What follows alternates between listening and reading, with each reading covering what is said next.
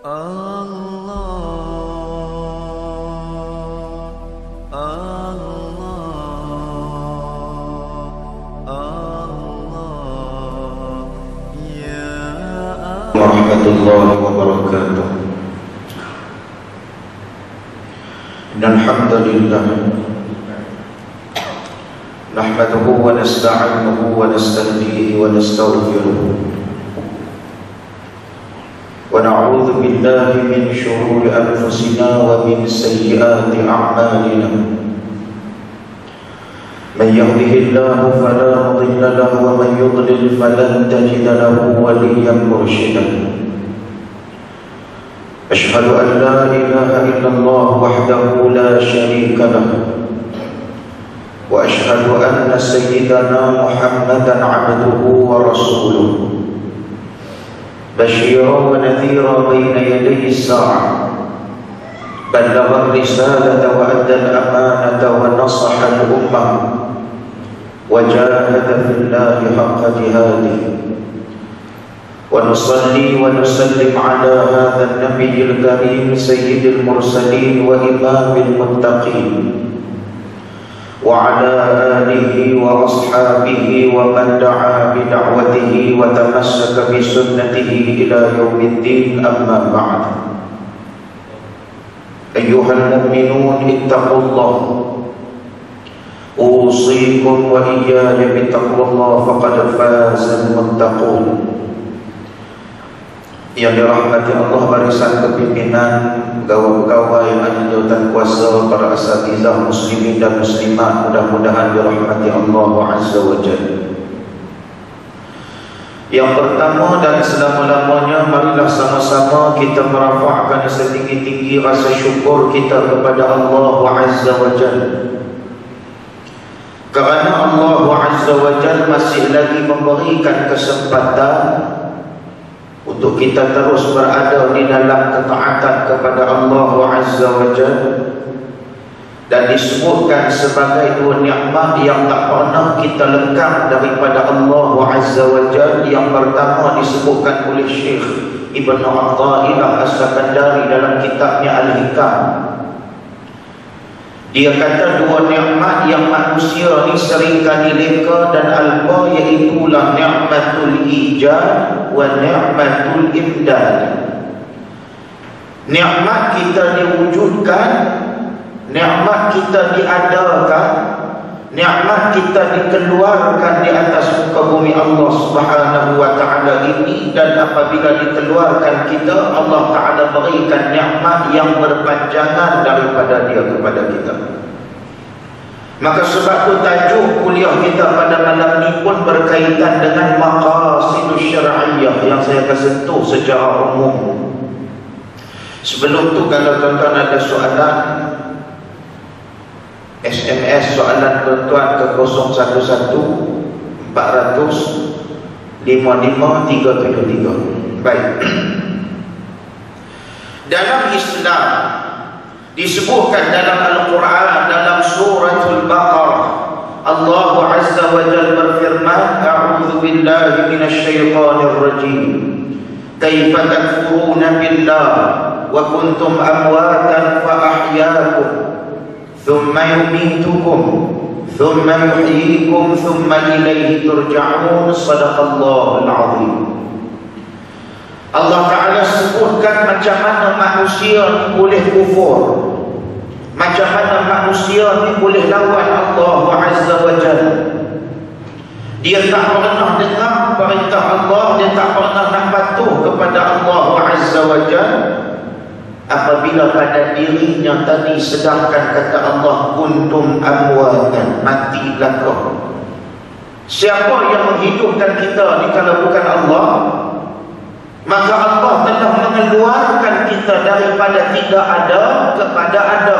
Itu nama dia mungkinat. Kalau kita belajar dalam ilmu tauhid, kita ni termasuk dalam mungkin. Perkara yang boleh ada, perkara yang boleh tak ada. Bukan wajib untuk Allah Ta'ala nak mengadakan kita.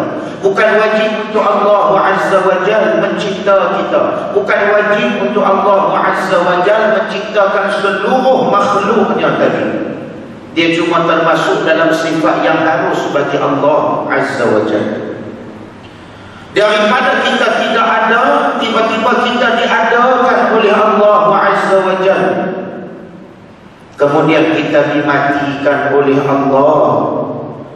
Dan bila kita mati itu tadi, kita akan kembali semula kepada Allah Azza wa Jalla untuk kita ditimbang tara amal kita sepanjang kita hidup di atas dunia. Sebab tu agama ni dia ada maqasid, tujuan.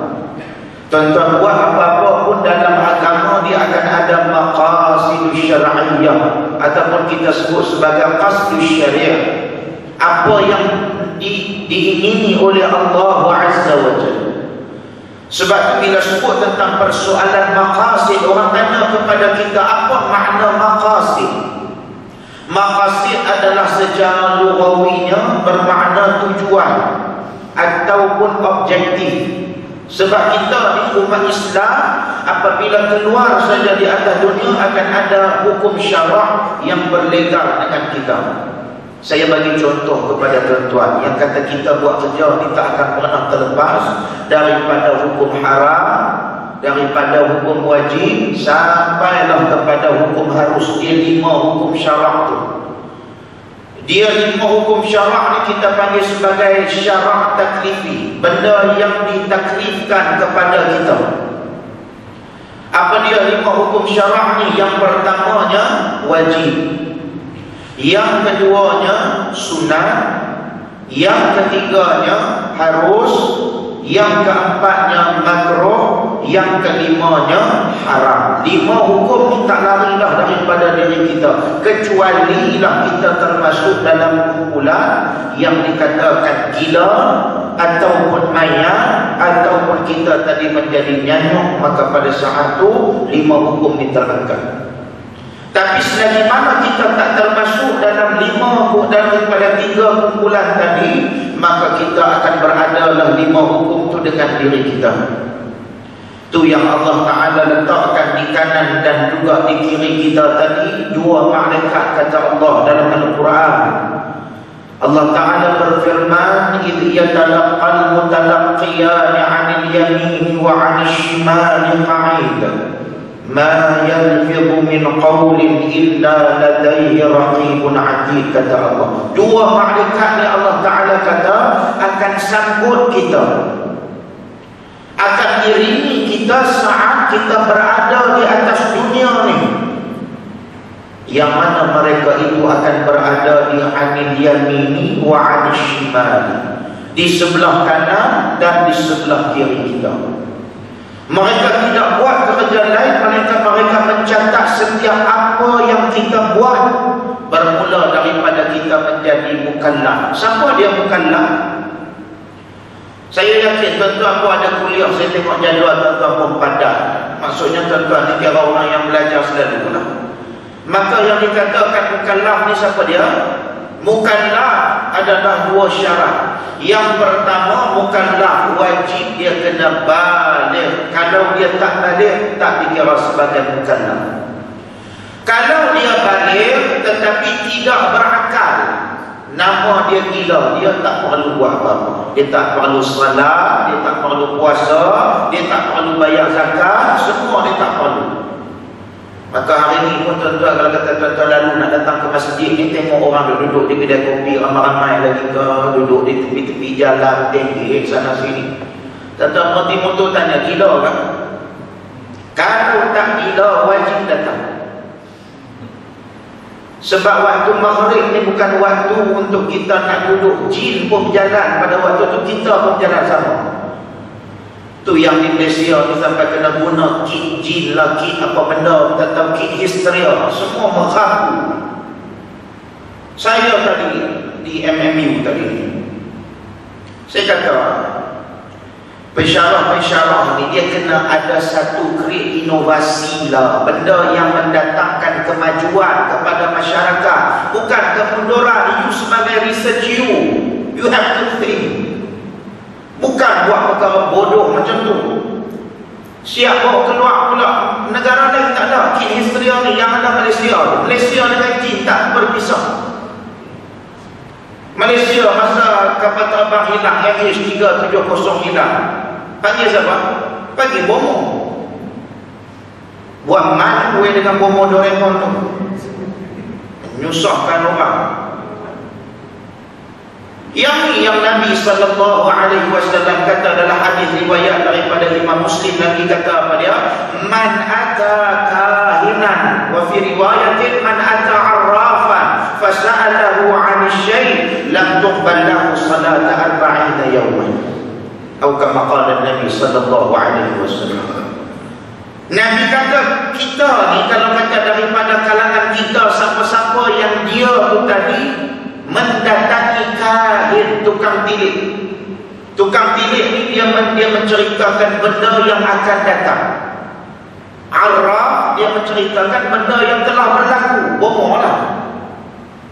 Fasa'alahu 'ani syai', dan kamu bertanya sesuatu kepada mereka, maka kata Nabi, lam tuqbal lahu salata 40 yawman, 40 hari salat kamu tak akan diterima oleh Allah Azza wa Jalla. Sebab kita dalam Islam, tujuan kerasulan Nabi sallallahu alaihi wasallam adalah untuk membetulkan akidah. Nabi berada di bumi Makkah selama 13 tahun. Apa yang Nabi buat kalau bukan tarsihul aqaid? Nabi masak benih akidah. Nabi tanam kejap-kejap benih akidah selama 13 tahun. Selepas Nabi dilantik menjadi Rasul. Sebab tu Nabi kita sebut dia sebagai Nabi. Kenapa Nabi? Nabi itu bukan jawatan dia, Rasul itu adalah jawatan dia. Kalau orang tanya dengan kita, Ustaz, Nabi ini datang daripada mana? Nabi ini datang daripada perkataan Naba. Naba ni maksud dia khabar. Dia menceritakan. Dengan Nabi itulah kita tahu cerita yang telah berlaku kepada umat terdahulu. Dengan Nabi Muhammad lah kita tahu benda yang akan datang. Dengan Nabi Muhammad sallallahu alaihi wasallam juga kita mengetahui benda yang sedang berlaku mutakhir ini. Maka jelas Nabi itu adalah khabar. Dia menceritakan. Adakah dia cerita itu mengikut hawa nafsu dia? Tidak. Nabi sallallahu alaihi wasallam dia tak pernah cerita ikut hawa nafsu dia. Tetapi yang menceritakan kepada Nabi adalah Jibril alaihissalam. Yang mengkhabarkan kepada Nabi adalah daripada Jibril alaihissalam. Dan Jibril juga diberitahu perkara tersebut oleh Allah Azza wa Jalla. Maka sebab itu kita pada hari ini tuan-tuan, apabila diutuskan Nabi, diberikan Rasul, tujuan dan matlamat utama adalah untuk membetulkan akidah. Sebab itu kita baca dalam salat, dalam suratul Fatihah, kita baca iyyaka na'budu wa iyyaka nasta'in. Kita kata sesungguhnya ya Allah, Engkaulah tempat kami mengabdikan diri, wahai Allah. Dan Engkau juga lah ya Allah tempat kami pohon pertolongan. Sebab itu kita pada hari ini tuan-tuan, dalam Islam ni cuba jangan buat perkara-perkara karut. Kita dimomokkan dengan pelbagai benda yang menjadikan kita tak berdiri di atas bumi yang nyata. Kita orang Islam ni dia takut yang pertama kepada jin. Yang kedua yang dia cukup risau lambang salib. Yang ketiga yang dia paling risau adalah kepada anjing dan babi. Tiga benda ni dia boleh fobia. Macam baru ni buat laporan polis satu Melayu mana, tak tahu dia main semangat Melayu dia terlebih sangat. Dia kata lambang ni tuan-tuan apa lambang salib ni? Panggil esok pagi-pagi, panggil wartawan Sina datang. Panggil wartawan Sina, panggil wartawan Metro datang. Itu lambang salib lah tu. 1, 2, 3, 4, 5 kira semua tu tuan-tuan bagi tahu lah kat dia. Kata tu ada lebih kurang 20 lambang salib dalam masjid kami minta tukar sekarang. Inilah kebodohan yang melampau, kebodohan bertingkat-tingkat orang kata. Dia cukup takut. Yang kedua yang dia cukup takut ni kepada yang dikatakan jin. Itu yang buat kit histeria. You sebagai pensyarah yang menyedia student PhD, yang menyedia student master, tiba-tiba you boleh mereka buat benda bodoh macam tu. Satu berharga around 8,000 something, saya tak ingat berapa. Akhirnya dunia orang Melayu dengan dunia Islam akan menjadi cacat dengan sebab adanya kit-kit merepek macam ni. Orang Melayu macam tu, sakit demam dia buat bohong, sakit perut sangka, kemudian cirit-cirit tak berhenti jin. Sampai jin pun pening dengan orang Melayu ni. Apa pasal aku tak nak kena mengenal dalam cerita ni pun aku termasuk sekali ni. Kita ni beriman kepada Allah ke beriman kepada jin? Lebih baik lepas pada tambah satu lagi rukun iman, beriman kepada jin dan hantu raya. Sebab ada saja orang Melayu ni dia merepek benda bukan-bukan. Sampai Allah kata yang buat tu bukan kecil-kecil anak. Saya kadang-kadang saya tengok benda ni kalau dia sebagai universiti, you sebagai badan yang diamanahkan untuk buat satu research. Yang research itu kena membangun, bukan mundur ke bawah. Bukan mundur ke bawah.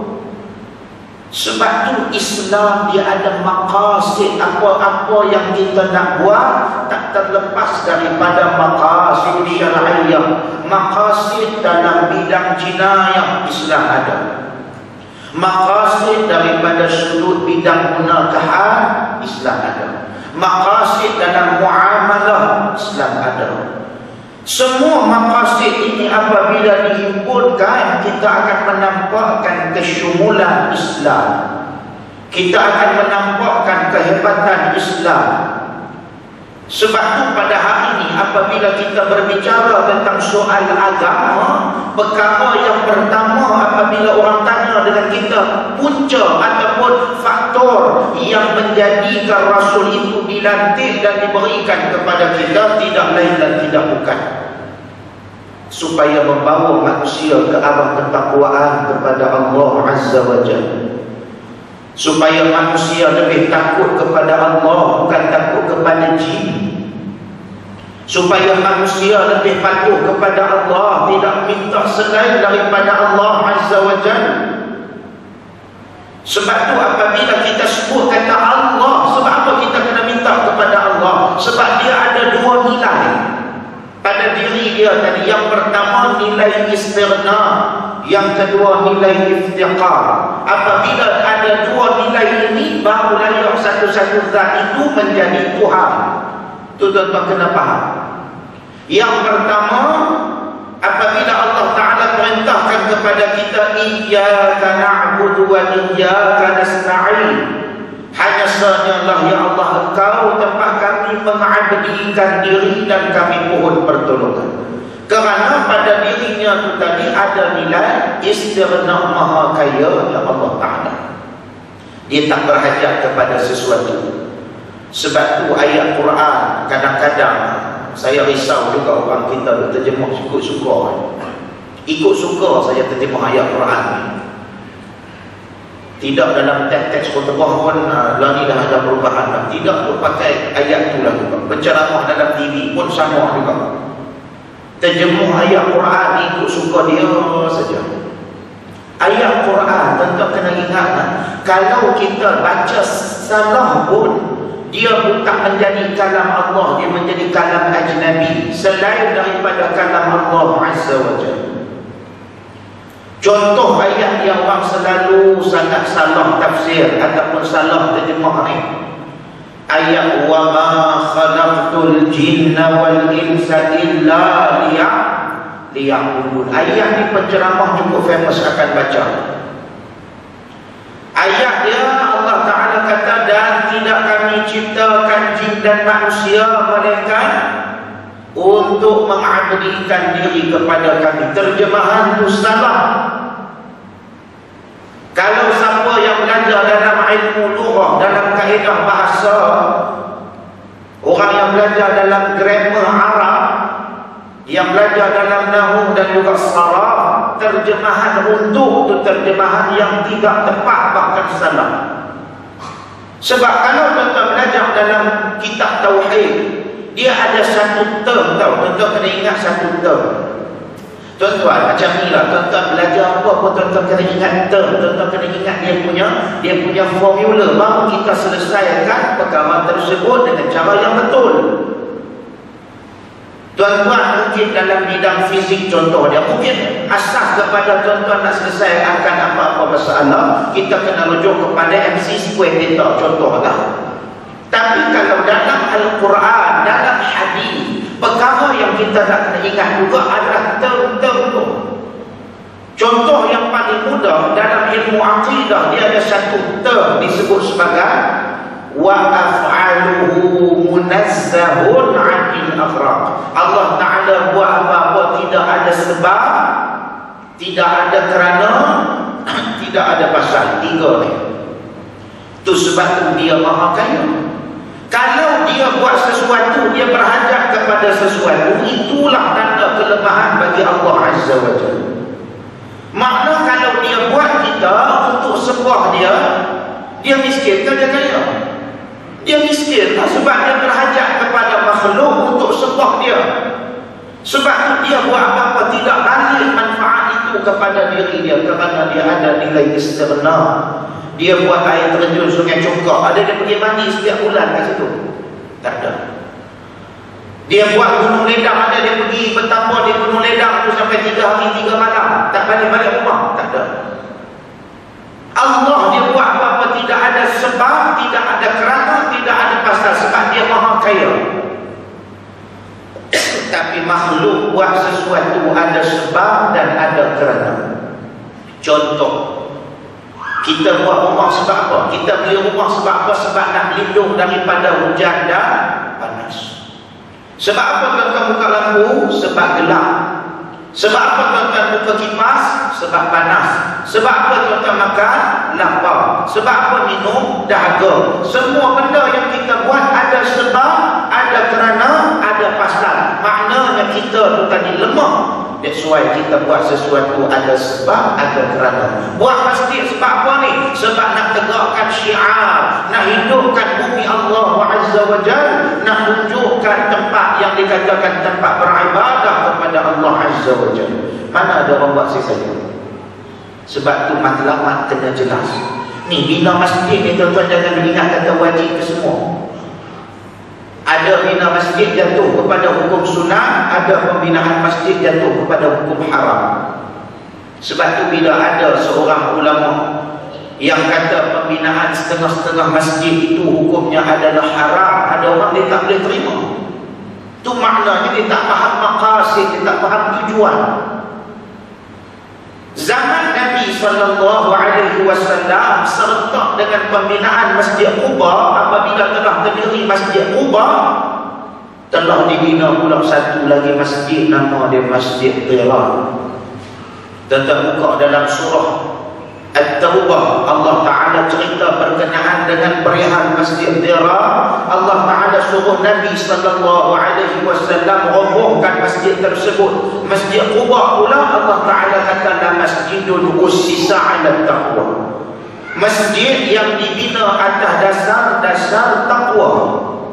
Apa beza antara Masjid Quba dengan Masjid Dhirar? Dia kena lihat kepada maqasid. Sebab tujuan utama pembinaan Masjid Dhirar adalah untuk menghancurkan pembinaan Masjid Quba, pengimarahan Masjid Quba, supaya nak tarik manusia daripada jalan taat kepada jalan kufur. Maka sebab itu hukumnya adalah haram. Dua masjid macam kita pada hari ini. Tuan-tuan bina masjid kena tahu, kena jelas. Bukan bina masjid itu semua dapat pahala belaka. Bahkan kadang-kadang boleh jatuh kepada hukum haram. Kita bina masjid sebab apa? Sebab nak buat pusat tarikan pelancongan. Ada salat jemaah ke tak? Tak ketahuan salat jemaah pun, kejap ada, kejap tak ada. Kuliah maghrib tidak ada. Program untuk untuk menghidupkan rohani dalam setiap insan, dalam karya tersebut tak dapat dijalankan sebab masyarakat tak ada. Maka hukum pembinaan masjid macam tu jelas adalah haram sebab nak keuntungan semata-mata, sebab nak mendapatkan projek, nak masuk poket, hukumnya adalah haram.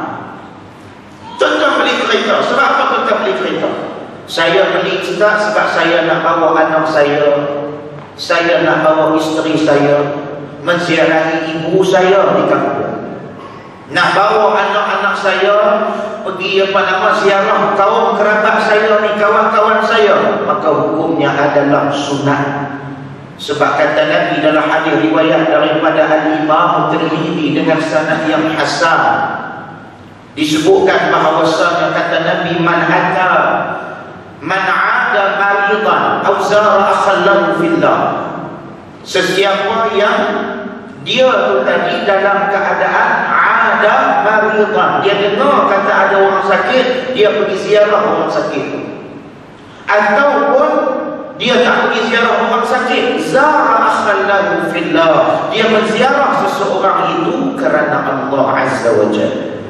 Bila dia menziarah seseorang itu kerana Allah, maka hukumnya jatuh kepada hukum sunat. Ustaz, saya nak bawa anak-anak saya pergi jalan-jalan waktu cuti sekolah Ustaz, nak melihat keindahan muka bumi Allah Azza wa Jalla, maka hukumnya adalah harus. Sebab apa? Sebab dalam Islam Allah Subhanahu wa taala beritahu, qul siru fil ardi, pergi berjalan, katakan kepada mereka wahai Muhammad, siru fil ardi. Amal dalam ayat ini disebut sebagai amal lil ibadah, hukumnya adalah kata perintah yang menjurus kepada harus, bukan wajib. Semua tu ada hukum. Ustaz, saya ni bawa kereta ni, saya beli kereta mahal-mahal ni bukan sebab apa Ustaz, sebab saya nak pergi ambil pelacur dekat lorong belakang lorong Haji Taib contohnya.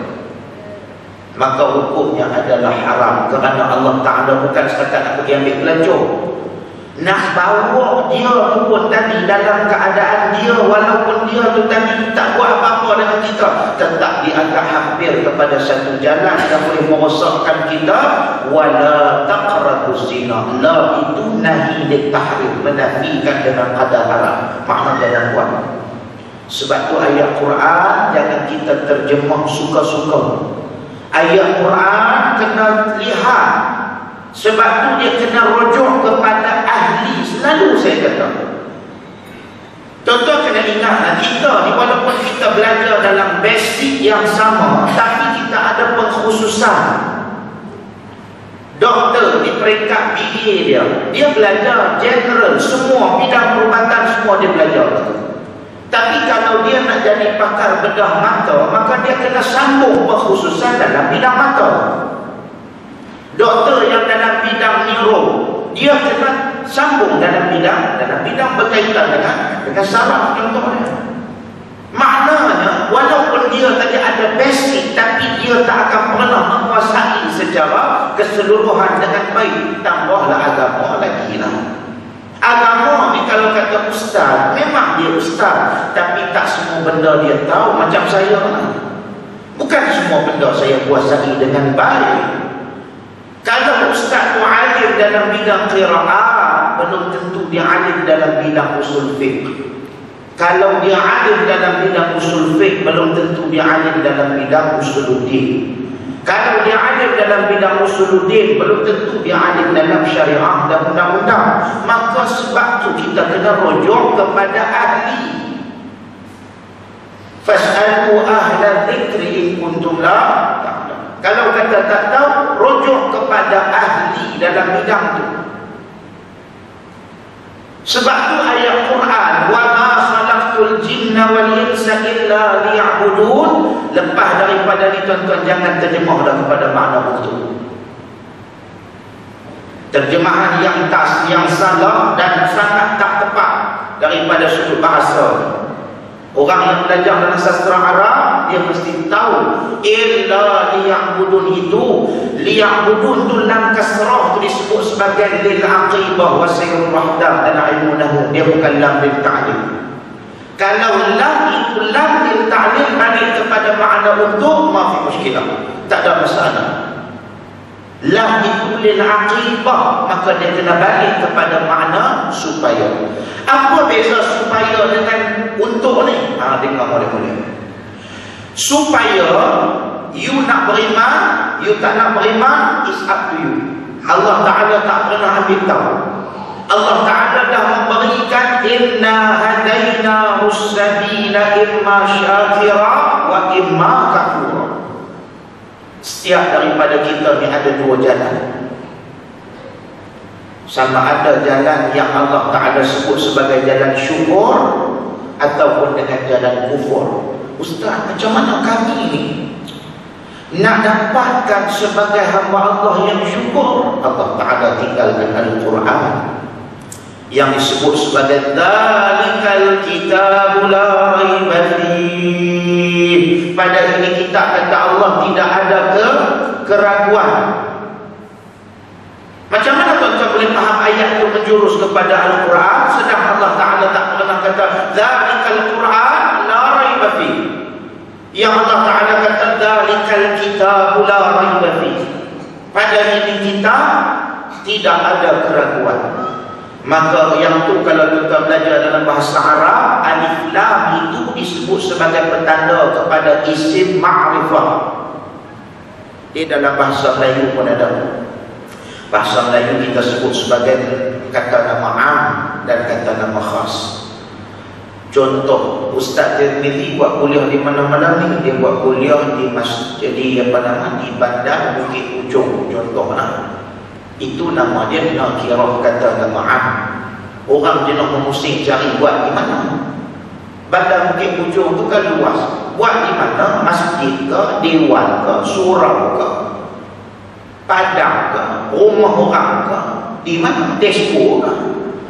Maka dia buat kuliah di Masjid Bandar Bukit Ujung. Maka itu nama dia isim ma'rifah, kata nama khas. Makna orang tahu tuju ke sini. Orang tak perlu berpusing-pusing cari dalam nama ni. Boleh faham tak ni? Tuan-tuan aku buat tegak kan sebelum datang kuliah ni. Saya tengok tuan-tuan duduk. Dah lah kuliah maghrib tuan-tuan ni.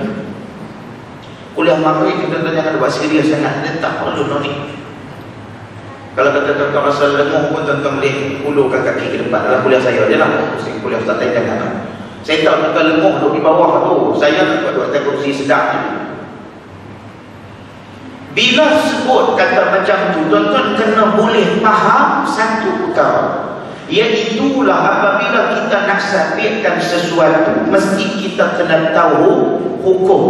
Maka sebab itulah ada 5 hukum syarak ini yang Nabi SAW dia tak pernah buat pandai-pandai dalam soal hukum. Ada orang kata dengan saya, Ustaz, Nabi ini dia menceritakan hukum tu adakah daripada diri dia? Dalil dia tentang muka dalam surah An-Nisa. Dalam surah An-Nisa dia banyak ayat berkaitan dengan bab mirah dan bab pusaka. Allah Ta'ala berfirman, antaranya lirrijali nasibun mimma tarakal walidani wal aqrabun walin nisa'i nasibun mimma tarakal walidani wal aqrabun. Al-ayat sampai. Ayat tu boleh turun sebab apa? Sebab apabila berlaku kematian seorang sahabat yang bernama Sa'ad ibn Rabi'. Sa'ad ibn Rabi' waktu dia meninggal, dia ni orang kaya. Tiba-tiba adik dia ataupun abang dia ambil ke semua harta tu, isteri dia tak dapat apa pun. Sebab zaman jahiliyah, orang perempuan memang tak layak dapat apa-apa pun. Tuan-tuan kena faham tu.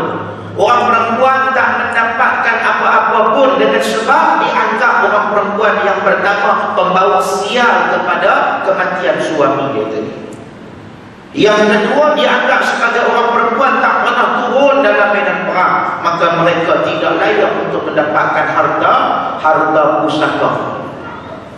Bila jadi macam tu, saat meninggal, dia meninggalkan 2 orang anak perempuan, seorang isteri dan seorang saudara kandung lelaki seibu sebapa.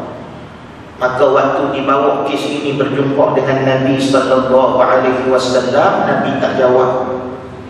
Nabi kata, kamu balik dulu sebab ayat belum lagi turun.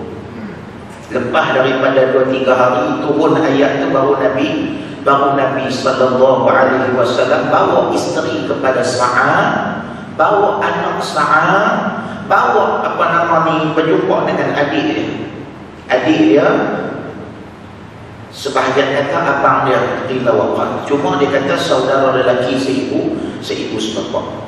Maka dia beritahu bahawasanya isteri dia pun ada hak, anak-anak dia pun ada hak, dan adik dia tadi pun ada hak terhadap harta Sa'ad ibn Rabi'. Sebab tu nak beritahu kepada kita, agama tuan-tuan kena faham paling utama adalah maqasid.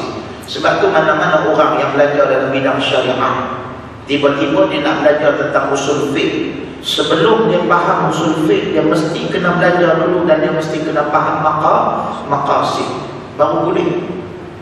Kalau tak, tuan-tuan tak akan pernah nampak. InsyaAllah. Lagi 2 minit. Baik. Dalam maqasid syar'iyah, tuan-tuan kena boleh bagi bezakan perkara yang mana yang mendapatkan pahala dan mana-mana perkara yang mendapatkan dosa kepada Allah.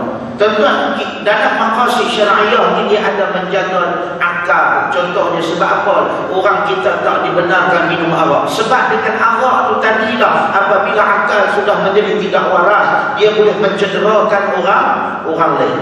Yang kedua, dia juga boleh membunuh orang tanpa ada apa-apa perikan manusiaan. Yang ketiga, dia tu tadi, kalau kata kita lihat dengan akal yang rosak tadi, dia boleh buat lebih daripada martabat bunuh, kadang-kadang sehingga martabat bakar, dan dia asyikkan tulang pula. Kemudian dibuangnya abu tu, maka diletakkan pada satu tempat. Ini pelbagai perkara yang berlaku apabila akal tidak waras.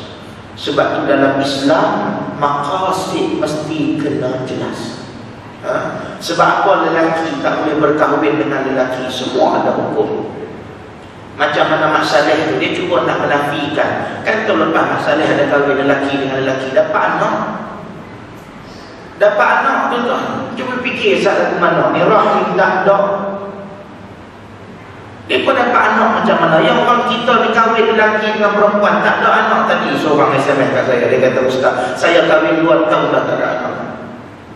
Tak ada anak, tuan-tuan.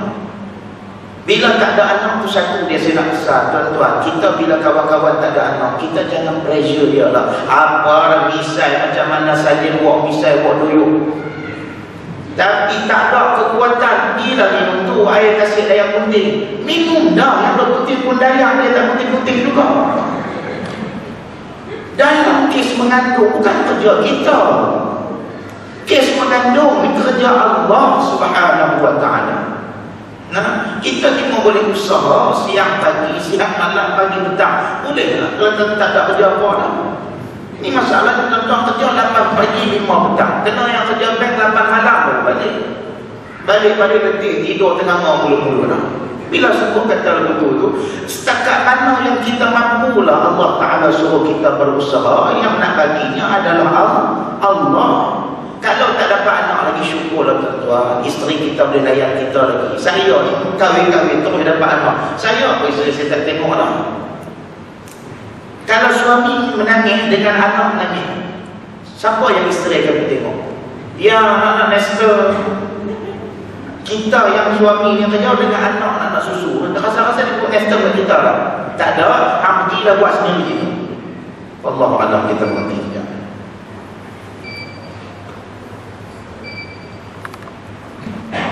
Dalam kita punya kita sebutkan sebagai akidah kita, sebab itulah dalam maqasid dia tak benarkan lelaki berkahwin dengan lelaki, perempuan dengan perempuan. Sebab jadi tuan-tuan di di barat, saya tak ingat UK or US, lebih kurang tu lah. Dia lelaki tu dengan lelaki seorang lagi, dia orang dapat anak. Tapi dia orang menipu lah dalam urusan tu. Dia orang menipu macam mana? Dia orang menipu Allah Azza wa Jalla. Mereka rasa itu adalah benih mereka. Hakikatnya bukan, sebab dah bercampur dengan orang lain. Lelaki dia boleh produce sperm, maka dia orang kumpulkan sperm lelaki A dengan lelaki B ni tadi. Apa yang dia orang buat dalam satu bekas, kemudian dia nak kena senyawakan. Nak senyawa tak boleh, sperm dengan sperm nak senyawa lagu mana? Maka dia orang terpaksa beli pula telur orang perempuan. Sebab orang perempuan dia ada ovari kilang kepada over. Ovari produce over, we call it an egg, telur dia orang beli. Dia orang beli harga tu saya tak pasti, lebih kurang dalam $200 tu kalau tak silap. 200,000, bukan 200 US dollar, 200,000. Lepas daripada tu disenyawakan dalam satu test tube. Kononnya bayi tabung uji lah, lebih kurang. Tiba-tiba nak mengandung, dia mesti kena berpindah ke dalam rahim. Mana boleh mengandung dalam tabung tu? Maka dia orang terpaksa pula upah pula seorang perempuan untuk mengandungkan anak tersebut, yang kononnya zuriat mereka lah. Upah pula bayar pula lain asing pula kepada perempuan lain pula untuk mengandungkan anak tu. Dan telah pula lahir. Saya rasa tahun ni dia dah besar tak budak tu, diberi nama Milo. Saya pun tak tahu kenapa diberi Milo. Why Milo? Kenapa Milo bukan Nescafe ke? Kan? Itu punya nak tunjuk pandai dengan Allah. Allah dah kata dah, hubungan lelaki wajib dengan perempuan dengan lelaki. Macam baru ni lah saya makan di satu tempat di belah USJ sana, USJ 9. Makan apa nama ni, di restoran ubi kayu. Saya tengah-tengah makan tu, saya tengok dua orang tu pelik sangat. Perempuan dengan perempuan, rupa-rupanya romantiknya tuan-tuan, bersuap-suap. Saya last suap isteri saya ingat Dila lupa. Sebab tak sempat tengok. Nanti turun ke Kuala Lumpur, saya turun 2 minggu. Isteri saya tak turun. Dia ada di rumah mentua saya di Bercang. Tak ada. Cuma baru ni lah, masa bulan 1, 2, 3 tu saya tak ada di Malaysia. Saya ada di UK, saya kopi dia sekali.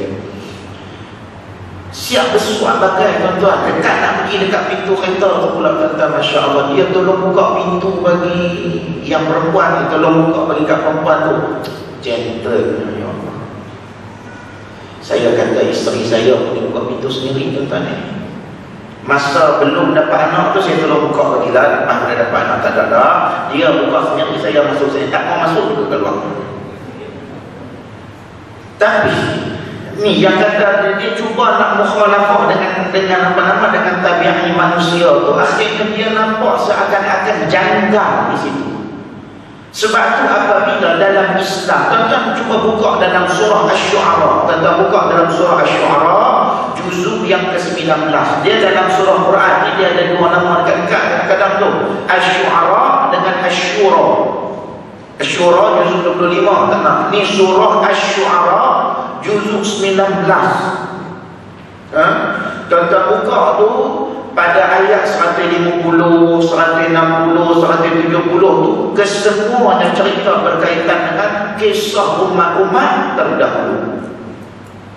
Dia cerita kisah Nabi Nuh dengan umat dia, kisah Nabi Allah Hud dengan umat dia, kisah Nabi Allah Saleh dengan umat dia, kisah kaum Lut dengan umat dia, kisah dengan penduduk-penduduk Aikah, wa ilal Madyana akhahum Syu'aib.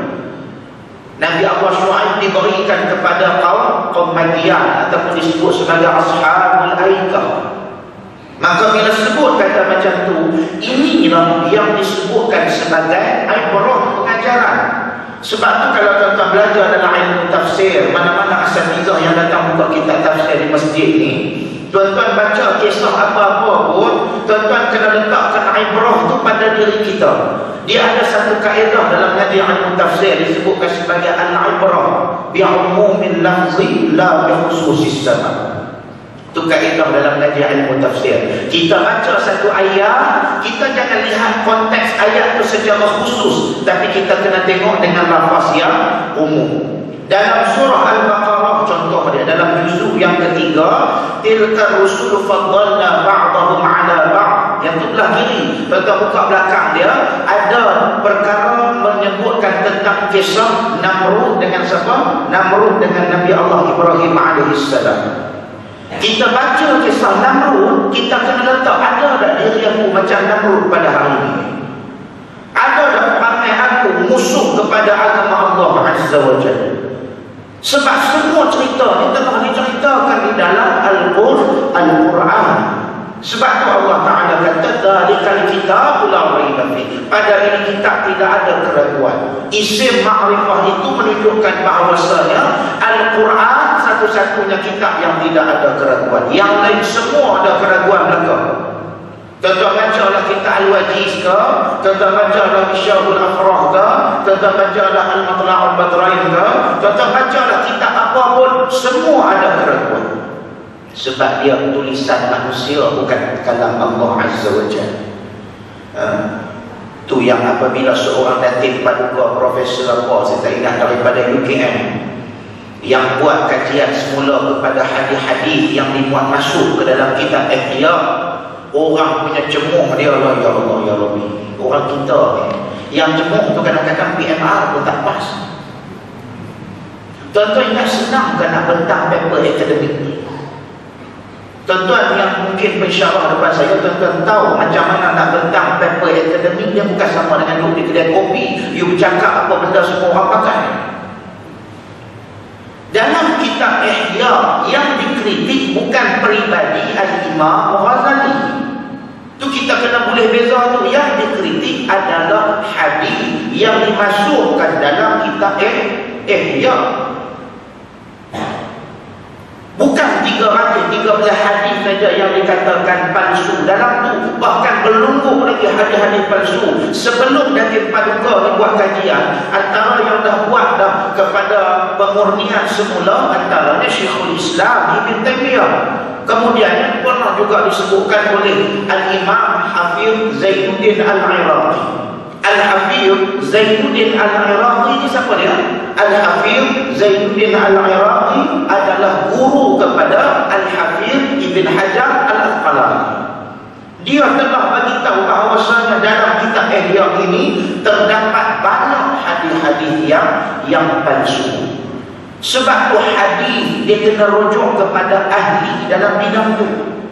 Macam hari ni bila masuk dalam bulan Rajab, banyak hadis-hadis yang palsu. Kalau ada pun fadilah-fadilah Rajab itu cumalah sampai kepada martabat dhaif jiddan, sangat-sangat lemah. Ada orang tanya dengan saya, Ustaz, hadis ni kalau kita nak beramal dengan dia, kita kena tengok hadis dhaif tu dalam konteks yang macam mana. Hadis dhaif untuk tuan-tuan nak beramal, cubalah dhaif yang ringan, bukan dhaif yang terlalu dhaif. Tak boleh jadikan tuan-tuan punya rujukan. Jadikan kita punya amalan. Itu kena bagi beza. Macam contohlah pada hari ini hadis berkaitan dengan seorang manusia yang Nabi selalu bagi makan kepada dia, perempuan tua Yahudi yang buta. Hadis itu hadis palsu. Masa Nabi hidup, Nabi pergi bagi makan kepada dia. Bila Nabi dah wafat, Abu Bakar As-Siddiq sambung kerja Nabi SAW. Hadis itu adalah hadis palsu yang tidak ada riwayat daripada riwayat yang sahih. Saya tengok hari ini Jakif pun saya rasa syukur sangat sebab Jakif dia dah mula alert kepada hadis-hadis palsu. Sebab yang dia pergi masuk IS apa semua tu, banyak yang menggunakan hadis-hadis palsu. Sebab apa Jakif ambil benda ni sebagai satu benda yang berat? Sebab dia nampak memberikan ancaman kepada negara. Tuan-tuan jangan buat dengan hadis palsu ni. Hadis palsu ni benda yang disandarkan kepada Nabi yang tidak ada tahu daripada mana datang benda tu. Yang kedua lagi hadis Al-Qamah. Banyak hadis palsu sebenarnya, tapi kalau saya nak sebut ke semua tak cukup lah pula mana. Sebab kita kuliah maqasid, tak kuliah hadis. Kes Al-Qamah tu, Al-Qamah, tuan-tuan cuba ingat balik. Saya ingat zaman saya sekolah dulu, yang cerita ni bukan magang minum arak ke minum toni ikan ke apa benda. Yang cerita ni ustaz-ustazah lah. Alqamah tu digambarkan sebagai seorang yang abid, kaki ibadah kepada Allah Azza wa Jalla. Tiba-tiba dia melebihkan isteri dia macam mana pun tak tahu. Akhirnya dia tu tadi mati, mak dia tak nak ampunkan dosa dia. Bila mak dia tak nak ampunkan dosa dia, jadilah Alqamah itu anak yang derhaka, maka mati dalam keadaan su'ul khatimah. Nabi nak baca ayat Alqamah. Hadis itu adalah hadis palsu. Sebab tu dalam orang baca hadis, apabila siapa-siapa pun baca hadis di masjid ni, tuan-tuan ada hak untuk bertanya, ustaz, hadis ustaz baca tadi sahih atau sahih ke tak? Satu. Yang kedua, sanad dia macam mana? Tuan-tuan ada hak, tuan-tuan sebagai pelajar, tuan-tuan ada hak untuk bertanya, ustaz baca hadis tadi rujukan ustaz daripada kitab mana? Tuan-tuan ada hak. Tidak, tuan-tuan datang belajar buat apa? Macam hari ni lah apabila sebut kata hadis Alqamah tu tadi. Sebab tu kata Ibn Sirin, orang tak akan pernah cek daripada sudut sana hatta waqa'atil fitnah, sampai keluar dari fitnah. Orang tak akan pernah cek sanad hadis. Sanad ni apa dia? Dari rijal hadis daripada siapa kepada siapa sampai kepada Nabi sallallahu alaihi wasallam. Dalam hadis Alqamah tu, dalam kisah Alqamah tu, dia ada seorang rawi yang bernama Fa'id bin Abdul Rahman Al-Atar. Siapa dia Fa'id? Kata para ulama hadis, huwa Fa'id hadha majrukul hadis. Dia rawi yang majruk, dia tak layak meriwayatkan hadis Nabi sallallahu alaihi wasallam. Maka para ulama memang menyebutkan dalam pelbagai kitab, disebutkan oleh Al-Munziri dalam At-Targhib, disebutkan oleh Al-Adhabi dalam Al-Kabair, disebutkan oleh Al-Jawziyah dalam Al-Mawdu'at, disebutkan dalam Musnad Imam Ahmad. Banyak riwayat hadis berkaitan dengan kisah Al-Qamah. Para ulama membuat satu kesimpulan, mereka kata kisah Al-Qamah ini hadhil khisrah lam tathbut. Kisah Al-Qamah ini tidak sabit daripada mana-mana riwayat. Wala yujadu laha isnadun sahih, dan tidak terdapat padanya dengan sanad yang sahih. Fala tahillu riwayatuha, dan tidak halal ke atas siapa yang telah meriwayatkan hadis ini, kata para ulama hadis. Sebab orang dah terima benda secara meluas. Sebab tu sebelum tuan-tuan nak sebarkan mesej apa-apa berkaitan dengan hadis, tanya kepada ahli dalam bidang tu. Jangan asalkan qala Rasul. Kita bukan hidup dalam zaman sahabat.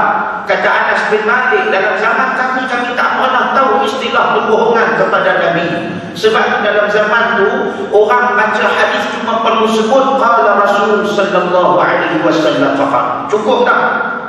Tapi kalau kata datang selepas zaman pembunuhan Sayyidina Uthman, gerakan pemalsuan hadis bermula selepas zaman dibunuh Sayyidina Uthman. Sebab pada waktu itu umat Islam dalam keadaan pucat kacir, masing-masing nak mendapatkan pengaruh.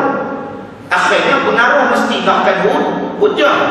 Kita nak orang ikut kita, mesti kita kena ada hujah. Maka hujah yang paling kuat Imam Quran ataupun hadis. Quran orang tak boleh palsu, sebab ramai orang yang menghafaz Al-Quran, ramai orang yang buku Al-Quran pun telah dibukukan pada saat itu, telah dimasahkan pada waktu itu. Maka orang tak boleh tipu dengan Quran. Tapi yang kata hadis, orang boleh tipu sebab tak semua orang menguasai ilmu hadis. Kecuali orang yang selalu bermain dengan hadis, maka dia tahu hadis tersebut palsu ataupun tidak. Maka dalam kes Al-Qamah itu kita tengok banyak benda-benda yang mencurigakan. Macam tu juga bila masuk dalam bulan Rajab pun. Kan macam apa nama, kalau tuan-tuan jadi imam, tiba-tiba tuan-tuan baca satu doa, Allahumma barik lana. Ni saya beritahu jawapan dia, tuan-tuan tolong sedia jawapan. Allahumma barik lana fima razaqtana, yang tu saja tuan-tuan balik makan. Fi Rajab wa Sya'ban wa ballighna Ramadan. Hadis tersebut memang hadis, tetapi dia adalah hadis munkar. Hadis hadis munkar. Kalau ustaz hadis nak ngajak tuan-tuan, saya nak terang ni tak cukup dah, tak boleh 9. Hadis munkar. Dan taraf hadis tersebut adalah dhaif jiddan, sangat-sangat lemah. Habis tu tak boleh baca doa tu ustaz. Dengar boleh. Dengar elok-elok apa yang saya nak cakap ni. Saya takut ada orang yang tanya dekat tuan-tuan, tuan-tuan jawab apa saat lagi tuan-tuan tak tahu. Sebab hari ni tuan-tuan kena ingat lah, pelajar-pelajar zaman sekarang dia bukan macam pelajar dulu. Pelajar dulu habis-habis kelas dia tak tanya apa lah ustaz tu cakap, dia kira telat bulan-bulan. Zaman sekarang tak. Habis-habis kuliah dia datang, dia bisik kat ustaz-ustaz. Doa yang tadi ustaz baca tadi sahih ke tak? Kita nak jawab. Kita kena siap sedia dengan jawapan. Kadang-kadang habis ustaz baca hadis, dia main tanya ustaz, hadis tadi ustaz baca tadi rasanya tak sahih ustaz. Kita nak tahu macam mana? Dia orang yang mendalami dalam bidang hadis. Tuan-tuan kena siapkan diri dengan jawapan. Jawapan anda kena mengaji jawapannya. Sebab tu doa tersebut boleh diamalkan kata para ulama hadis walaupun tarafnya dhaif jiddan. Dia termasuk dalam hukum mubah. Hukumnya masih lagi harus. Sebab apa harus? Dengar ini dulu. Sebab dia satunya dia tidak melibatkan dengan soal hukum. Dia tak terlibat dengan soal hukum. Dia cuma satu doa yang kita panjatkan kepada Allah untuk Allah Ta'ala berkatkan kita di dalam bulan Rajab, Sya'ban dan sampai kita ke dalam bulan Ramadan Al-Mubarak. Maka doa itu tadi kalau kita cek, dia memang tak ada melanggar dengan hukum syarak dan tidak meminta benda-benda yang buruk hukumnya.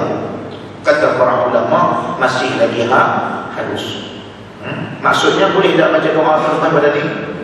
Bolehlah, tak jadi masalah. Saya bagi tahu ni supaya tuan-tuan ada jawapan. Kita ni tuan-tuan nak buat ibadah apa-apa pun, make sure kita ada dalil, make sure kita tahu jawapan. Jangan kita buat ibadah cuma ikut-ikut orang. Agama dia tak terima kepada siapa yang pakai jubah. Saya pakai jubah, tuan-tuan tengok saya pakai jubah macam warak, tuan-tuan kata tu ustaz tu buat, tak pakai. Agama dia mesti ma'ad dalil, ma fi dalil laysa minad-din. Tak ada dalil itu bukan daripada agama. Sebab agama dia bukan benda ding-dong yang tuan-tuan boleh duk buat sah tak buat sah, tak boleh. Agama mesti based on fact. Kalau benda tu salah, salah. Benda tu betul. Itu agama. Sebab itu diajar dalam Islam apabila kita sebut dalam persoalan hadis, kata apa nama ni, orang ngaji dalam kitab hadis, orang asal. Orang yang nak ngaji dalam bidang hadis dia kena ngaji satu kitab asas, nama dia Tadribur Rawi. Dalam kitab Tadribur Rawi disebutkan oleh Al-Imam Suyuti, "Idza ra'aita al-hadith yukhalifu al-ma'qul, yunaqidu al-mawqul, yubayiru al-usul, fa'lam annahu al-hadith mawdu'."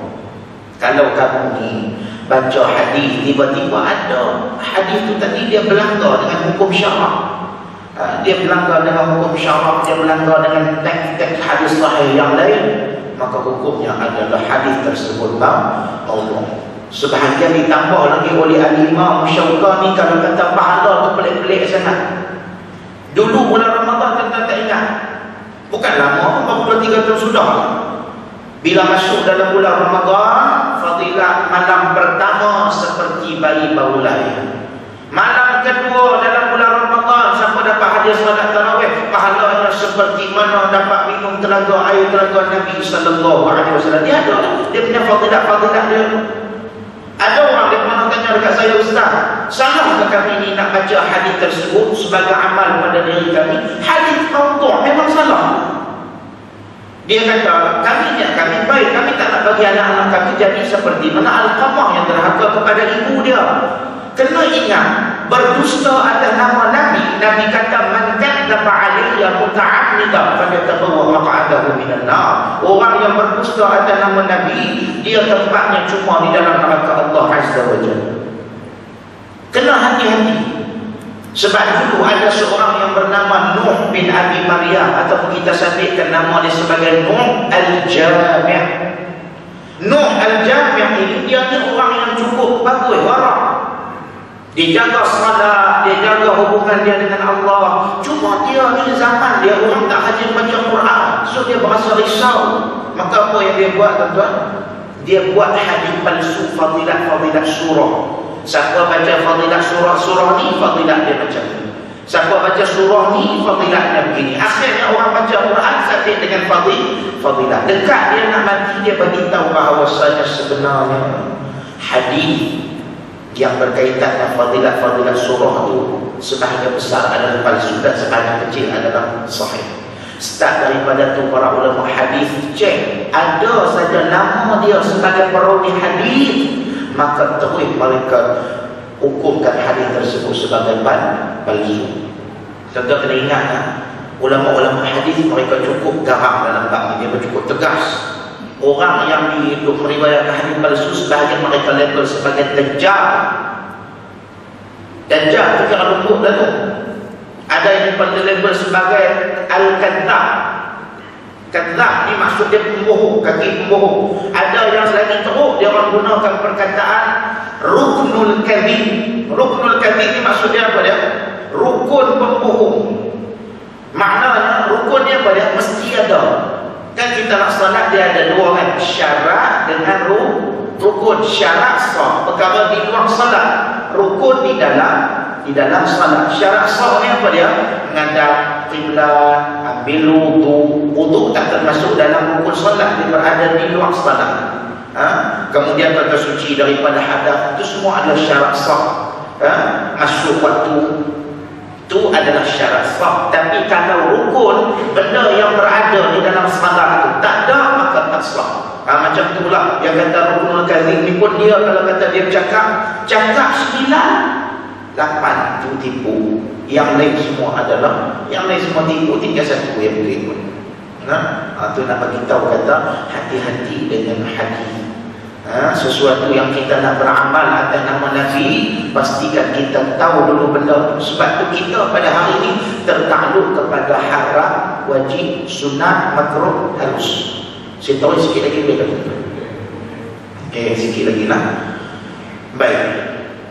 Kata Ibnu Hibban dalam kitabnya Muqaddimatul Kitab Al-Majruhi, dia kata dalam Muqaddimah Al-Majruhi, dia kata apa?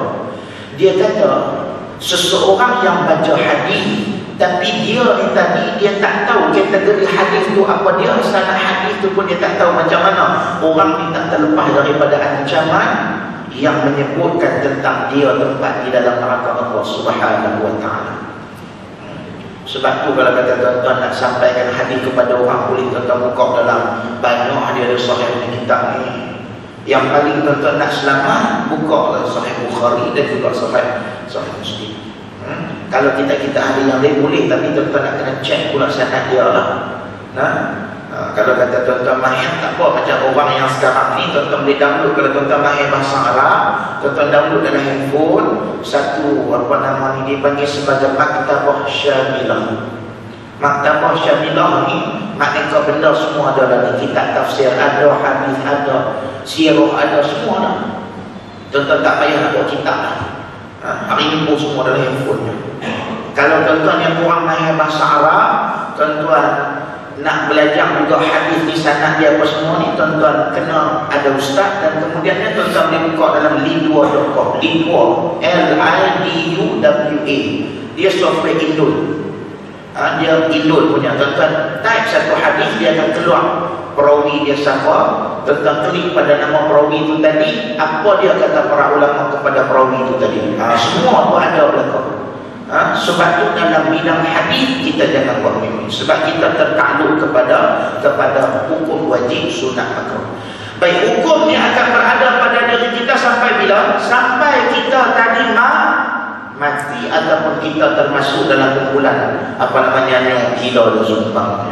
Baik, kita nak salat nanti, hukumnya adalah salat Isya ni hukumnya wajib. Kita keluar daripada pintu masjid dengan kaki sebelah kiri, hukumnya adalah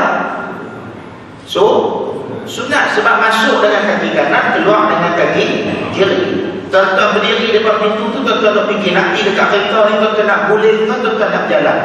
Tuan-tuan menggolek sampai ke depan kereta sana. Hukumnya adalah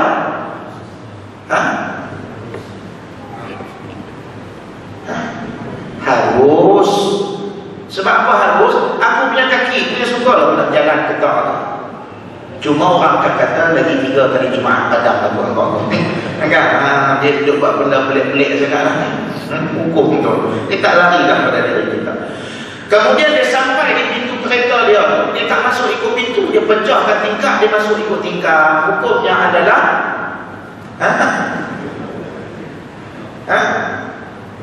hukumnya tuan-tuan jawab je apa benda pun saya terima.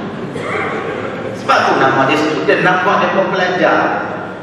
Saya ingat lagi dulu dalam sewaktu saya SPM dulu, cikgu chemistry saya, dia Cina, garang daripada apa lagi. Masa dia tanya soalan, kami semua, saya ni nanti tunduk lah. Saya ditunduk, tengok reference buku dah waktu tu. Sebab memang kita beringat pun bila tunduk tu dia tak tengok. Macam tuan-tuan, bila saya tanya tuan-tuan bakal pakai tunduk. Saya jawab tuan-tuan kat kepala. Jangan nombor kerja tu. Saya nampak tuan-tuan dulu sambut macam saya dulu lah. Dia nampak juga saya yang sebesar-besar manusia ni. Kan? Maka tuan-tuan jawab betul tak betul belakang kira.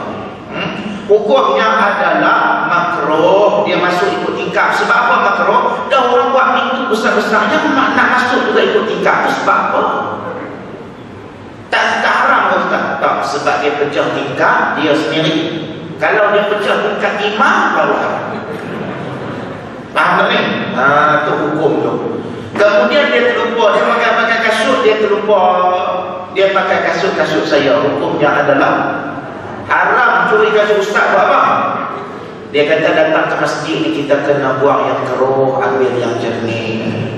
Pandailah mencuri kasut Ustaz, dia ambil buang yang keruh pula dah. Atau nama hukum tu tak lari lah pada diri kita. Kita pergi, kita keluar nanti, kita pergi duduk dekat kedai tom yum, kita order telur bungkus dengan 6 rimpau contoh dia.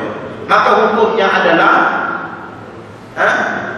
harus lah, ikut suka aku lah nak makan apa-apa. Bukannya wajib makan tom yum saja. Kedai aku tak makan tom yum, nak makan telur saja makan. Dah sampai makanan, kita makan dengan tangan kanan, Bismillahirrahmanirrahim. Hukumnya adalah sunnah. Minum air tangan kiri, hukumnya makruh. Habis makan tak bawa balik tinggal pergi ke rumah, hukumnya adalah haram. Tu dia kedai punya, kita tak bawa balik buat apa? Tu hukum tu tak akan pernah lari dah pada diri kita sampai kita mati. Itu kena faham maqasid. Tapi 5 hukum syarak ni dia tak boleh jadi dengan sendiri. Mereka ada 5 hukum wadai ni. Saya cuma terang 2 saja. Lagi 3 tentu saja ada mustafiqah yang ada tuan-tuan.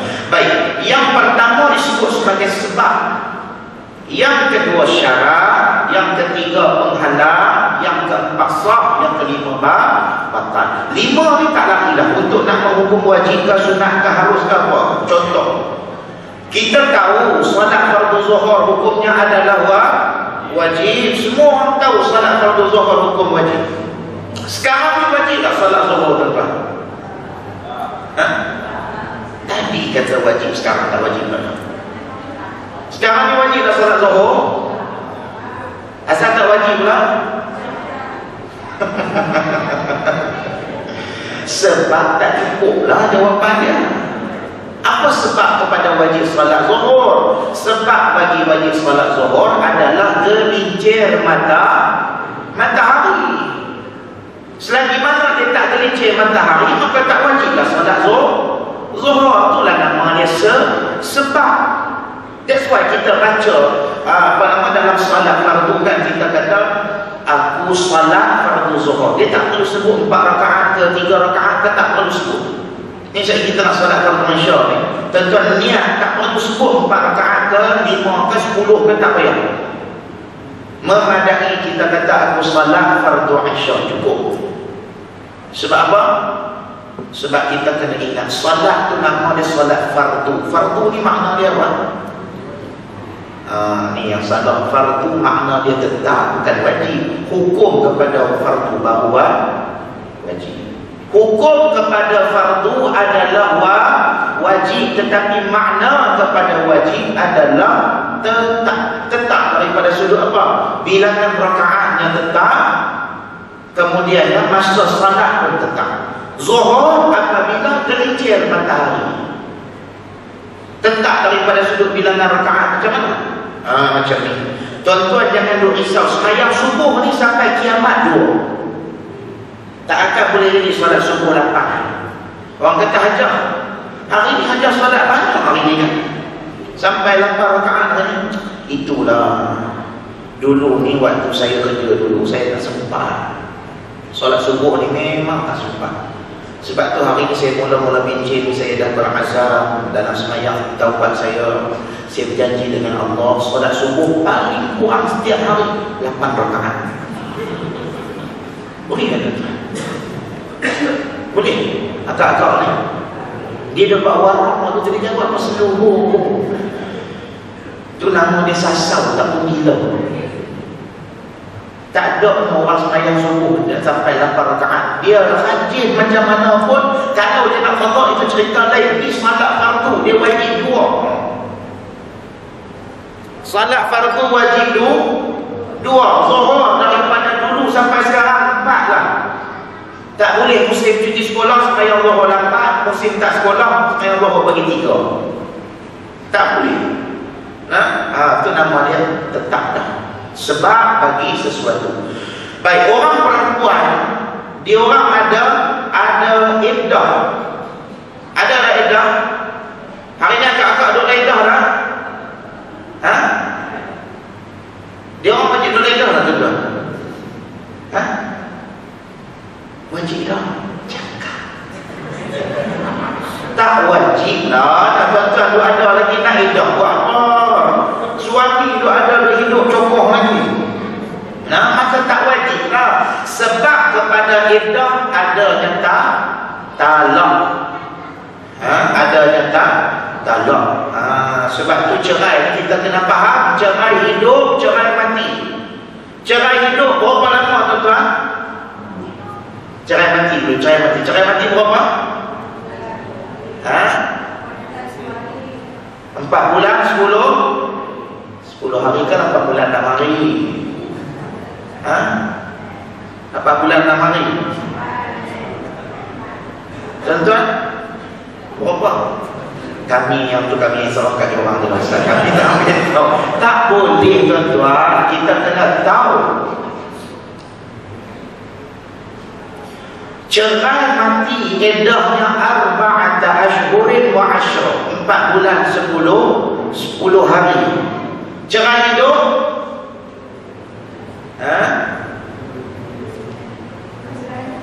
dia boleh buat lagu tu kat saya. Jangan macam 3 kali suci. Cerai hidup 3 kali suci. Ustaz macam hajah ni Ustaz. Hajah ni umur 68 dah Ustaz. Semalam kena cerai. Kena minum jus perawan balik tu Ustaz. Tak payahlah nak bagi datang haid tu, nak kena minum jus perawan. Tunggu je 3 bulan berturut-turut, maka habislah iddah tu tadi. Maknanya bagi yang cerai hidup ni, kalau dia ada haid, maka tunggu 3 kali suci. Bagi orang yang cerai tadi, kalau tak ada haid dah, menopause dah, dia kena tunggu 3 bulan berturut-turut. Ustaz, macam haid ni pula, kadang-kadang dia datang ada 3 hari, lepas dia berhenti, lepas dia datang pula 5 hari pula. Itu macam mana? Sebab tu orang laki-laki ni balik pesan dekat isteri supaya adakan kalender pola haid. Bulan lepas macam mana, bulan sebelumnya macam mana, baru kita boleh hukum kepada bulan ni. Sebab tu akak-akak ni kalau dalam kuliah muslimah, lebih baik panggil ustazah yang mengajar bab fiqh. Jangan suruh ustazah mengajar bab hadis. Hadis ni ustaz-ustaz ramai boleh mengajar dalam bidang hadis, bidang Quran, bidang tafsir, semua orang boleh mengajar. Tapi bidang fiqh lebih baik panggil ustazah. Macam kadang-kadang dia orang panggil saya menjadi minta fiqh untuk orang perempuan. Tak apa nak panggil lah. Sebab saya nak kena cerita, nak kena buang macam mana, nak kena hilangkan air bagi darah tu macam mana yang nak dikatakan habis dah darah haid tu tadi. Saya nak kena cerita, dia orang perempuan, saya laki-laki, malulah saya.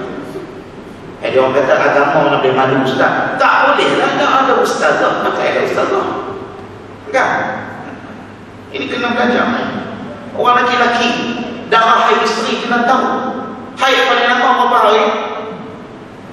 40 hari, 40. Alah. Lamanya haid pada bukit ujung ni, ya Allah ya Rabbi. Asal lama sangat ya Allah. Suami jenuh tunggulah cakap dinding sorang-sorang.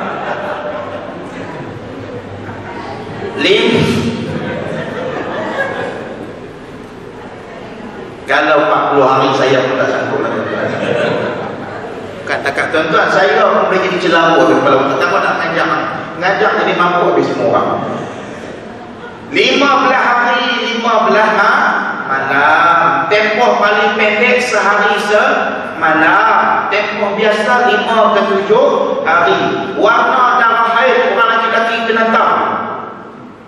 Dia mesti datang warna hitam. Lepas tu coklat, lepas tu merah, lepas tu kuning, lepas tu keruh. Ini 5 warna darah haid. Kalau dah kata let's say lah, isteri kita bagi tahu, abang, ni darah haid warna hijau. Kena bawa jumpa doktor, jangan ada gelak sangat. Kena bawa jumpa doktor, tuan-tuan. Tuan-tuan jangan ada kata pula, ala biasa tu dah tak datang nama lumut lah. Dia bukan lumut. Haid mana ada lumut-lumut. Suami wajib kena bawa isteri jumpa dengan doktor. Jangan hari ni isteri sakit koyok, demam koyok, sakit kepala koyok, semua koyok. Bini dia dah macam jadi barang pus lah. Stem hujung kepala satu, hujung kaki satu, pinggang tengah belakang satu. Tak pernah bawa jumpa dengan doktor. Tahu koyok hak plaster tu lah. Jangan lupa kerja macam tu lah. Itu nama dia hukum. Kena tahu. Orang lelaki kena tahu. Baik, kemudian edah orang perempuan ada tak cerai yang tak ada edah? Allah sembilan syukur lah. Sikit lagi lah tuan-tuan. Hari jangan kasih dekat tuan-tuan apa dia kerja lewat. Tuan-tuan letih, saya tak ada masalah ke 12 nanti berhenti. Baik. Ni apa nama? Ada tak cerai yang tak ada edah? Ada. Apa dia? Cerai tak ada edah ada tak tuan-tuan? Ada. Nama dia janda berhias. Itu istilah orang Melayu lah tu. Istilah kita Arab tidak ada.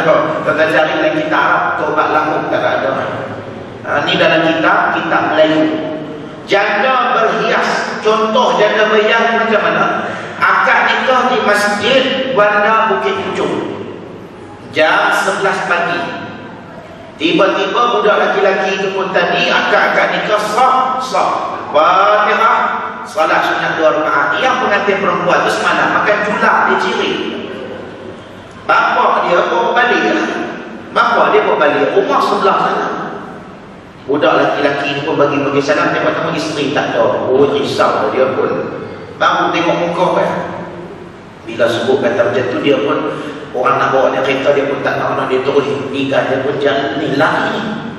Tiba-tiba nak lintas seberang jalan depan Tesco tu, lori pasir tu peloh tu, aksiden kat tempat tu juga, mati di tempat kejadian. Tiba-tiba naik kami sampai budak perempuan tu pun teriak, abang sampai abang tinggal kaya. Bila jadi macam tu naik pagi tu pun patah tubuh hilang berganti. Pandai pagi pun dia pun pandai bermadah. Dia pun kata patah tubuh hilang berganti, bunga bukan sebuntung, kumbang bukan seekor. Dia lebih ayat lah sebab budak perempuan tu dia stewardess Emirates ni, dia sebelah mata kuning, sebelah mata hijau. Dia tengok pun dia pun pening lah. Dia kata lega pula laki-laki ni mati. Dia kata yes. Dia orang boleh kahwin tak saat tu? Boleh tak tuan-tuan? Tak boleh. Sebab budak lelaki itu tidak ada sijil kursus. Enggak, sebab sekarang ni wajib ada sijil kursus. Dah, sungguhlah saya ikut undang-undang. Tuan-tuan tak apa? Tuan-tuan tak ikut undang-undang. Saya rakyat Malaysia yang patuh pada undang-undang.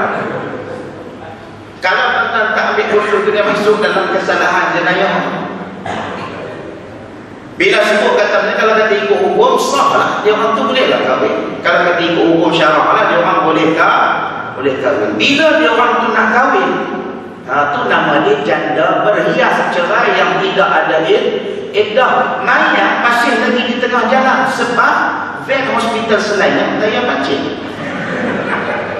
Tak boleh nak datang ambil hospital Seredang, ambulans pula mati, tak datang ambil. Semua ada masalah saja, maka mayat duduk kat tengah-tengah jalan. Polis pun tak sempat nak datang. Tiba-tiba yang naik kami kata, jom kita pergi nikah. Pukul 11.30 dia orang nak kahwin. Mayat masih juga ada di tempat kejadian. Boleh tak dia orang nak nikah saat itu, tuan? Boleh tak? Boleh, tapi kat dia dah mati. Suruh dia masuk dalam kubur seorang-seorang. Kan? Dia dah mati, orang akan tanam, orang takkan biar tengah-tengah tu. Maksudnya kita bolehkah? Boleh kahwin dengan dia. Itulah hukum syarak. Kemudian kalau kata tuan-tuan, kawan nanti dengan orang-orang tua ni, dia ada istilah macam-macam lagi. Dia ada istilah besak sebantar. Mana dengar besak sebantar? Sedara anjing. Itu semua tu istilah-istilah orang Melayu dulu-dulu lah. Dia besak sebantar ni contohnya macam ni. Seorang kahwin dengan timah, dapat anak 5 orang. Tiba-tiba timah mati, tinggal seorang duda anak 5. Seorang lagi nama dia Pi'ah, kahwin dengan Din, dapat anak 5 orang. Tiba-tiba Din tu mati, tinggal Pi'ah janda anak 5. Seorang dengan Pi'ah tu tadi duduk datang ngaji sini, masing-masing duda dengan janda ni duduk datang masjid Bandar Bukit Puchong ni. Waktu nak balik tu seorang tu tengok dia duduk jalan seorang-seorang, seorang pun panggil dia. Bila seorang panggil tu orang perempuan ni, dia mula-mula mana dia makan, dia kata asal dia buat betul kat seorang. Seorang dia kata marilah sini. Seorang pun hidup pada belakang pokok sana. Imam tengok-tengok, imam kata tak guna suku pokok ni. Orang datang masjid buat ibadat, dia orang buat maksiat pula. Bila jadi macam tu, imam tangkap kali kahwin malam tu juga sah ataupun tidak. Sah dah? Sah, sebab mereka tidak ada apa-apa pertanian. Bila dia orang nikah, anak-anak muda dengan janda tu pun, masing-masing anak-anak dia orang tu pun bercinta juga. Belajar kat UiTM Shah Alam tahun 3 dengan tahun 1, fakulti apa nama ni, kejuruteraan contohlah. Duk cinta askom kerana apa? Bila duk cinta macam tu, budak lelaki-lelaki tu dah tahun 3, dah tahun akhir dah. Dia beritahu dengan mama, abang nak kahwin. Dengan siapa? Tu dengan Pakcik seorang tu. Masalahnya Pakcik seorang tu dah kahwin dah dengan mak dia ni. Dia orang boleh kahwin ataupun tidak? Boleh tak tuan-tuan? Boleh tak? Boleh.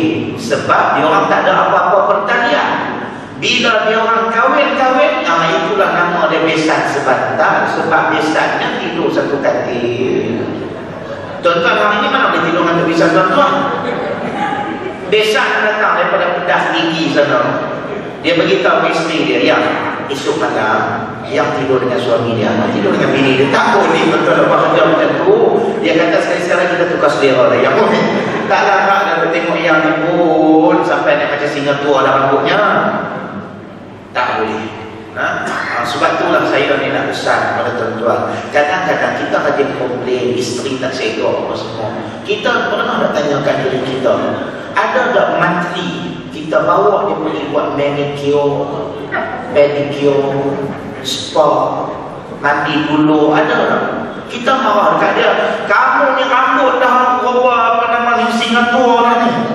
Aku sampai tak kenal dah rambut bini aku, kau rambut siapa ni? Kita tak pernah marahkan diri kita, tak pernah keluarkan duit pun, mati. Dia buat kerja hari-hari lah tuan, ikutnya hari-hari dia dah buat spa pun. Ada yang kadang-kadang tu kuku ni letak-letak solat ni, jintan Nabi tu kat sebelah ni. Kali lagi. Kira kalau kata nak masak sejentik je, kita termasuk dalam kali. Sebab itulah kita kena habiskan duit untuk isteri tak apa tuan-tuan. Dia segak kita yang dapat pahala, kita pun seronok tengok dia. Kan macam sekarang ni kan punya sibuk isteri yang gelap tak pergi jadi putih pun ada.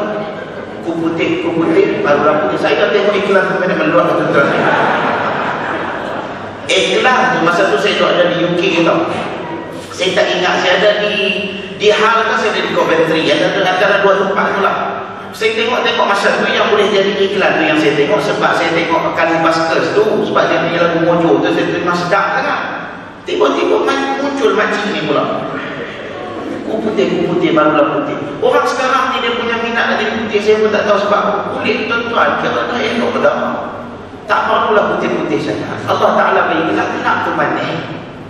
Gelap tu manis. Sudah.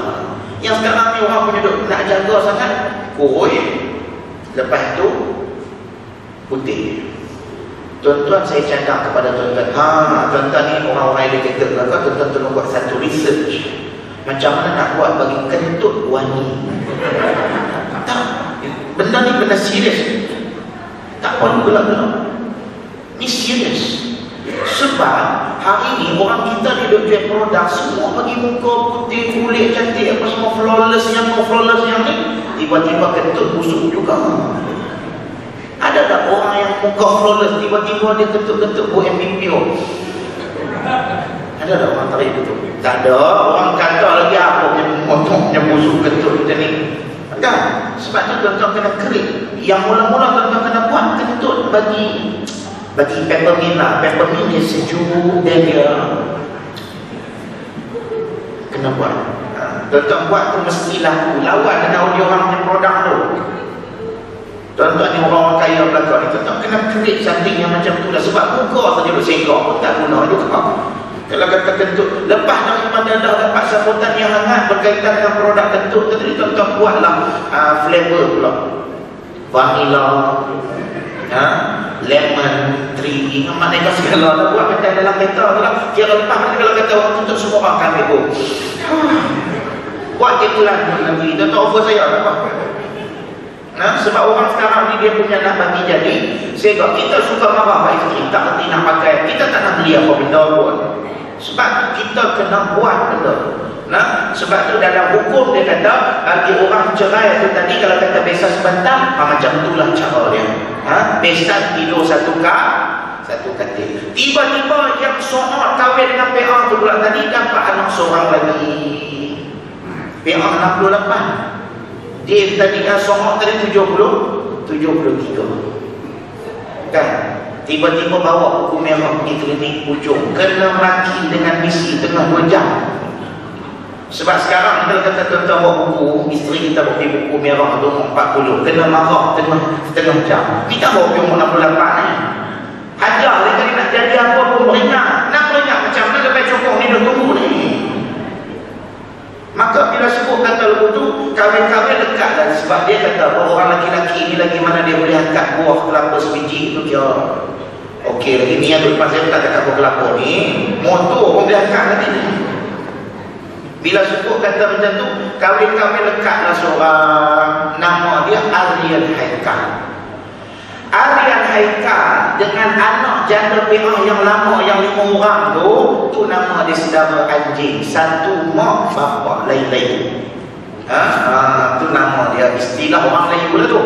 Sebab tu tuan-tuan jangan pelik dengan orang lain. Dia banyak istilah orang lain. Sebab tu hukum dia mesti kena tengok. Dan yang kedua yang terakhir adalah syarat. Syarat ni apa dia? Syarat contoh lah. Dia berkaitan dengan zakat contohnya syarat ni.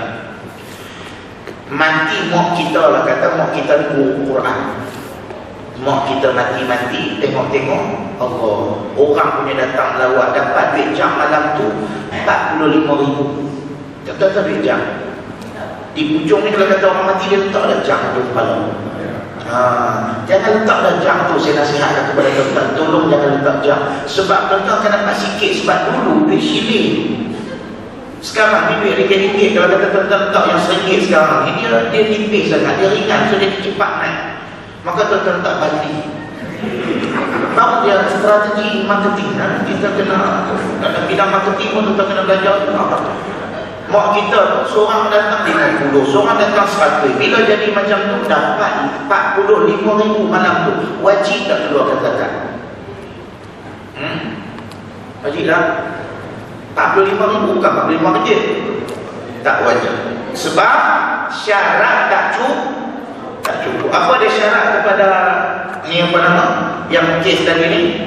Syaratnya apa dia? Apabila cukup haul dan nisab. Kalau cukup nisab, haul tak cukup pun tak payah. Cukup haul, nisab tak cukup pun tak payah. Dia mesti kena cukup dua-dua, haul dan nisab. Kita pergi kerja kilang, potong, orang suruh potong papan plywood, kita pergi potong papan ni, potong jari, hilang empat, tinggal satu je jari, dapat 450,000. Maka wajib tak keluarkan zakat? Tak wajib. Bila wajib? Lepas tahu baru wajib. Ustaz, tapi lepas tahu 3 paket setengah Ustaz. Namun tak perlu lah keluar zakat lagi dah. Dia cerita kalau duit kena kumpul selama satu tahun. Macam mana hari ni lah juga dalam bab sembahyang jamaah. Dia ada jamak tamat, dia ada jamak dan qasar. Macam baru ni jadi banjir. Boleh tak sembahyang jamaah? Boleh, sebab air tak cukup, pakaian bersih tak ada, tempat nak solat pun penuh. Maka pada waktu itu masyaqqah yang besar, maka boleh solat secara jamak. Tapi dia panggil jamak tamat. Macam pelajar-pelajar kita di luar negara, waktu saya pergi bulan 1 hari itu ni, sama 3 negara, 3 tu sama waktu dia. Jordan, Turki dengan UK waktu lebih-lebih kurang. Dia orang punya maghrib, tambah maghrib dekat Jordan, okey lah, maghrib dekat Jordan pukul 5. Maghrib dekat UK pukul 3 petang dah maghrib dah. Bila jadi macam tu, Zuhur dia orang dengan asar dekat-dekat, dia orang ada kelas pensyarah bukan Islam. So dia orang nak sembahyang macam mana?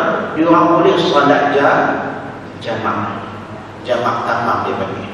Lagi siapa lagi? Polis trafik yang berjaga trafik jalan. Waktu kita balik kerja tu, waktu kemuncaknya, waktu solat fardu maghrib, dia orang boleh solat jamak. Lagi siapa lagi? Doktor, pakar bedah yang duduk dalam dewan bedah kadang-kadang sampai 5-6 jam bedah jantung contohnya, dia terlepas dua waktu solat, maka dia kena solat jamak tamat. Jamak secara sempurna.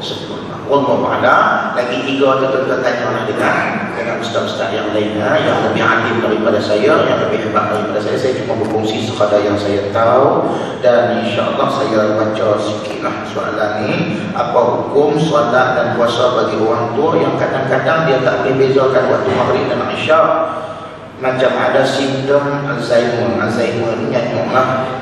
Jika tak wajib, adakah harusnya perlu menggantikan solat? Saya dah terangkan tadi, syarat untuk seseorang tu nak buat apa-apa tuntutan wajib pada diri dia ada 2 syarat: berakal, baligh. Kalau dia berakal tapi tak baligh, namanya gila tak perlu buat apa-apa. Ni macam nyanyuk ni ustaz, waktu yang dia nyanyuk tu dia kena nak ganti balik, ataupun anak dia kena ganti, tak perlu. Sebab yang tu dipanggil sebagai wajib ain, wajib bagi diri dia, bukan wajib atas maslahat am. Dia wajib kepada diri dia seorang. Kalau dia tak mampu, tak perlu. Pada waktu tu dia tak mampu, dia tak perlu. Kemudian bagaimana dengan perbezaan antara 30 surah Al-Anbiya, segala kehidupan dijadikan dari air, dengan ayat 27 surah Al-Hujurat, jin dijadikan dengan api? Bagaimana jawapan yang paling mudah untuk soalan ini jika ditanyakan oleh kenalan non-Muslim yang menegaskan ayat ini adalah kontra? Saya ambil nombor telefon ni untuk saya reply dalam mesej nantilah, sebab masa kita pun tak cukup. Sebab nak urai dia ni mesti guna kaedah. Dan guna kaedah ni tuan-tuan tak boleh guna kaedah Quran dan hadis, sebabnya dia berhujah dengan orang bukan Islam. Dengan orang bukan Islam tuan-tuan tak boleh pakai ayat Quran, ayat hadis, dia tak akan pernah terima. Maka tuan-tuan banyak kena main dengan logik. Nanti saya ambil nombor telefon ni, saya cari pula ikut WhatsApp. Wallahu a'lam. InsyaAllah kita berjumpa dengan waktu dan kita. Terima kasih kepada semua yang sudi meluangkan masa tuan-tuan. Minta ampun dan maaf sekali lagi ada kata ada terkasar bahasa, terlanjur bicara dalam kuliah kita pada malam ni. Sesungguhnya yang begitu datang daripada Allah, salah dan silap dalam diri saya sendiri. Yang paling pentingnya kita kena faham adalah jelaskan maqasid kita hidup, tujuan kita untuk apa. Kita hidup kerana Allah, kita mati juga kerana Allah. Maka hidup mati kita mesti dengan Allah Azza wa Jal. Maka pastikan kita batasi kehidupan kita dengan hukum wajib, sunat, harus, makruh, haram. Sekadar itu sajalah yang saya mampu kongsi dengan tuan-tuan pun. Sebab saya pun pengalaman pun tak banyak. Saya yakin tuan-tuan lebih banyak pengalaman daripada saya ini. Saya ni bukanlah kata tua sangat. Tak rasa umur saya berapa. Saya 24. Sungguh ingat saya buku batu pelik kereta saya tu AJP 91. Tu tahu saya beranak. Yang tu lah tahu saya tak bohong. Ni saya ada rakaman lagi, takkan nak bohong. Maka saya kongsi apa yang saya tahu. Yang saya tak tahu, kalau kata ada tuan-tuan nak perbetulkan, ikut mesej ke, ikut apa yang tuan-tuan nak berbesagi ke, perbetulkan. Sebab manusia ni tak semuanya betul, melainkan dia berdiri di atas nas Quran dan hadis Nabi sallallahu alaihi wasallam. Siru ala barakatillah. Assalamualaikum warahmatullahi wabarakatuh.